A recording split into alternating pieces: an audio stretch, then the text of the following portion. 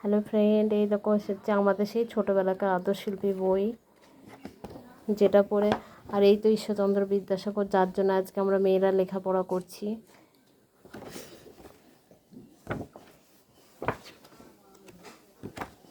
এই দেখো, ঈশ্বরচন্দ্র বিদ্যাসাগরকে অনেক অনেক থ্যাংক ইউ, অনেক ধন্যবাদ। তোমার জন্য আজ আমরা স্কুলে পড়াশোনা করতে পেরেছি।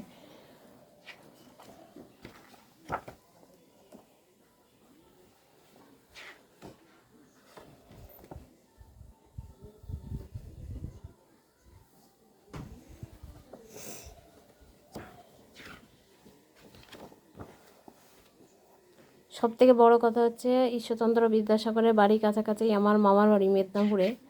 তো আমি সেই বাড়িতে গেছি, কিন্তু কোনো দিনই তার কোনো বংশর লোকের সঙ্গে দেখা হয়নি। এমনকি আমি তার পিকচারও তুলে নিয়ে এসেছি, তার মাটির ঘর সব কিছু এখনও আছে, যে নিজে এখানে পড়াশোনা করতো। কিন্তু নাসিবটা এত খারাপ, আমাদের বাংলায় এত মহাবীররা জন্ম নেওয়ার পরেও আজকে আমাদের বাংলার এই দুর্দশা। তো সমস্ত মেয়েদের এক কথাই বলবো, ভালো করে পড়াশোনা করো আর ঈশ্বরচন্দ্র বিদ্যাসাগরের মুখ উজ্জ্বল করো।